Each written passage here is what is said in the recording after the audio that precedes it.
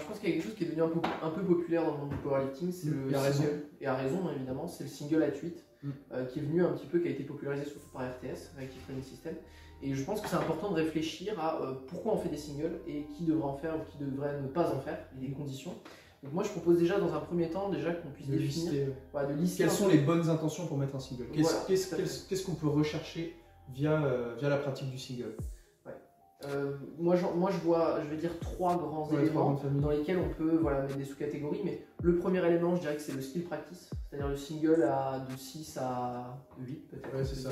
Et donc là, à partir de là, c'est tout simple, hein, c'est le fait de se dire je suis coureur, je cours. Voilà, c'est ça. En compétition, je vais devoir faire des séries de 1, donc je fais des séries de 1 tout simplement, pour m'adapter à l'effort que je vais devoir produire. Et ça c'est classique en fait. Ouais, c'est ça, et en fait de là on peut monter, je pense que tu as dit entre 6 et 8, oui, donc on peut monter de RPE5 et RPE10, tu vois. Ouais, voilà, si on veut commencer large. Ça c'est la première famille. Deuxième famille, je dirais que c'est le single qui est témoin de la forme du jour, ou qui permet de traquer le progrès. Ça c'est le très classique dans les emerging strategies, c'est le 1 à 8 pour mesurer l'évolution au sein du bloc, l'évolution de la performance, mais aussi, et ça je pense que c'est très important pour certains athlètes, la forme du jour. C'est-à-dire que le 1 à 8 est un indicateur au plus près de la forme du jour, sans devoir aller sur un max du jour. C'est ça. Et je pense également que si vous aimez bien utiliser les RPE justement, le fait d'utiliser un single sur un jour, par exemple, vous allez faire du squat, c'est très intéressant d'avoir un outil comme ça qui vous permet d'autoréguler le reste de la séance. Donc je sais pas, par exemple, on peut imaginer un x1 à 8 et ensuite, je sais pas, des back-off avec un x3 avec un load drop en pourcentage par rapport à ce que tu as fait sur le single. Et ça, c'est quand même quelque chose de très cohérent parce que justement, si tu as, ça automatise directement tout le volume que tu fais. Donc après, en termes de tonnage, tu ne traques pas ça de la même manière. Mais je sais que dans les emerging strategies, c'est pas trop le genre de données que tu utilises. C'est pas le même paradigme d'entraînement non plus. C'est ça. Et puis le troisième, moi je vais appeler ça le skill qui cherche l'adaptation. C'est pas celui qui cherche le skill, c'est celui où on va aller chercher le 1 à 7, 8, 9 par exemple, où on va chercher l'adaptation au-dessus de 85%. C'est-à-dire celui qui va créer une adaptation, et pas celui qui travaille pas seulement le skill, mais qui cherche l'adaptation nerveuse. On a vu que déjà le fait en fait juste de faire ce single permettait d'avoir des adaptations en force qui sont considérables, et juste de faire un single. Et en fait, en termes de temps, c'est extrêmement efficient. Ça permet de gagner énormément de temps. Et généralement, dans les séances de powerlifting, de force athlétique, dans lesquelles on a 3 mouvements, à chaque fois on doit se rééchauffer. Si vous avez des exercices accessoires à faire à côté, ça prend encore beaucoup de temps. L'intérêt de ça, c'est que c'est très efficace, c'est très rentable, ça prend pas de temps, quoi. Donc parfait pour quelqu'un qui va pas c'est parfait. Donc ça, c'est, je dirais, l'intention du single. Et ça, déjà, il faut bien réfléchir. On ne met pas un single au hasard. Après, qui peut en faire et c'est ce que j'allais dire, parce que en fait, devant un outil qui est aussi efficace, pourquoi ne pas le mettre en fait? Parce que moi, tu me dis ça, j'ai envie d'en mettre à tout le monde. Bien sûr, pourquoi est-ce que tu n'en mettrais pas? Mais c'est ça qui fait la différence, je pense, c'est de se dire qui peut en faire, qui doit en faire et qui surtout devrait éviter d'en faire. Moi, je dirais que tous les athlètes peuvent en faire à tout moment de l'année. Je pense que c'est pas qu'en peut-être pas sur une blessure. Non, peut-être pas sur une blessure, évidemment. Mais ça, on parle de tous les moments de l'année, Parlons des moments de manière où l'athlète est à peu près sain. Déjà, je dirais que tout le monde peut en faire à tout moment de l'année. Et surtout, moi, je verrais plutôt des conditions pour ne pas en faire, mais pas des conditions pour en faire. Un petit peu la différence. Conditions pour ne pas en faire, ça c'est évident, mais si vous ne savez pas, vous rigolez.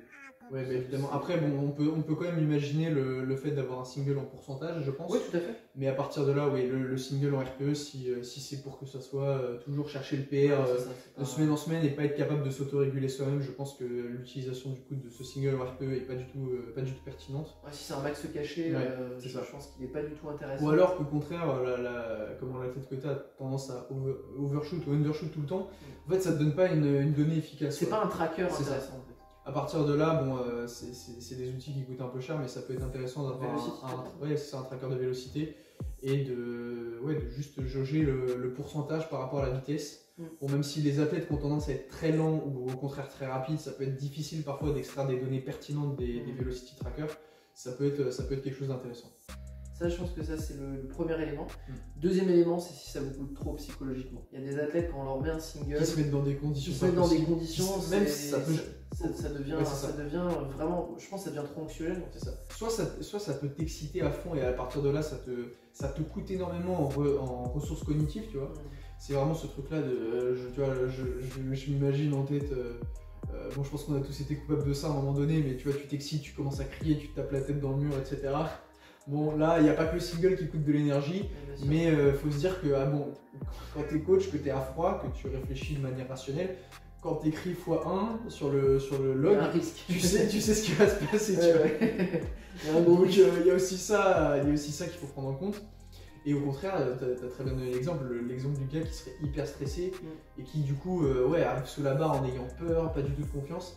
Et je pense que le fait déjà de mettre son athlète en confiance quand tu coaches, c'est aussi une composante qui est énormément sous-estimée parce qu'on a toujours tendance à voir les adaptations physiologiques qu'on cherche, mais la composante psychologique et l'adhérence, c'est en fait ce qui pour moi fait aussi le cœur de l'individualisation. Ouais, je suis tout à fait d'accord. Ce qui est intéressant ce que tu dis pour les singles par exemple sur le fait qu'il y a un athlète qui est stressé, parfois tu vas lui mettre un 1 at 8 à une certaine charge, il va pas y arriver, il va avoir beaucoup de mal à le faire.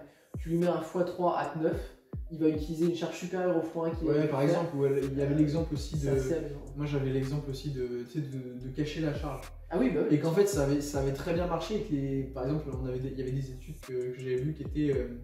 En fait, on cache la charge, on demande à la personne d'estimer le RPE, etc. Et après, il y avait des RPE charts, par exemple, par rapport à des velocity trackers, etc. Donc sur une grosse base de personnes, on peut se douter que y a toujours quelques exceptions, mais du coup, la moyenne permet d'avoir une donnée c'est ça, qui soit utilisable tout simplement. Et en fait, ça arrive qu'il y ait des gens qui sous-estiment énormément ce qu'ils peuvent faire. Et en fait, le gars, tu montes la charge, il n'a pas forcément d'appréhension. Et ça permet de faire varier l'entraînement du tout au tout. Quoi. Et une troisième chose qui pour moi regroupe, je dirais, deux éléments. J'entends souvent aussi qu'il ne faut pas faire de single si on n'est pas bon techniquement. Alors ça, je voudrais le nuancer, parce que je pense que parfois, faire des singles peut montrer des problèmes qui n'existent que sur les singles. C'est ça. Et si tu ne te confrontes pas à un moment à une certaine intensité, tu ne peux pas t'en rendre compte. Tout à fait. Mais au contraire, si tu n'es vraiment pas du tout efficace techniquement, il y a peut-être d'autres choses à chercher avant, si vraiment tu te rends compte qu'il y a un risque de blessure. C'est ça. Mais parfois tu as des choses qui apparaissent que sur des singles. Je vais prendre un truc classique, mais c'est au soulevé de terre. Être capable de faire d'être très très bon en série, mais d'être vraiment pas bon du tout sur sa position de démarrage. C'est ça. Et le fait, si tu te confrontes jamais à une intensité élevée, tu t'en rends jamais compte en fait. Si tu fais des x1 à 6 toute l'année, le jour de la compétition, tu risques d'avoir une surprise. Quoi. Une très bonne surprise. Et aussi autre chose, c'est que je pense qu'on peut faire des singles aussi sur des variations proches. Je pense que sur certains exercices, ça peut avoir du sens. C'est pas forcément, je dirais que c'est pas forcément adapté à tout le monde, mais c'est pas délirant, je trouve, de faire un single par exemple sur du pose beltless, sur du beltless, sur du posé. Peu importe, je pense que ça peut avoir du sens. Sur du beltless, moi je suis peut-être un peu moins d'accord, parce que je pense qu'en termes de bracing, etc., en termes de préception, ça a tendance à être très différent. Mais je pense que oui, par exemple sur du pose, l'exemple que tu as donné, je trouve très pertinent. Ça permet aussi de maximiser l'intérêt de la variation. Tout à fait. Voilà. Bon, terminé. Maintenant, on va manger. Terminé, bonne journée.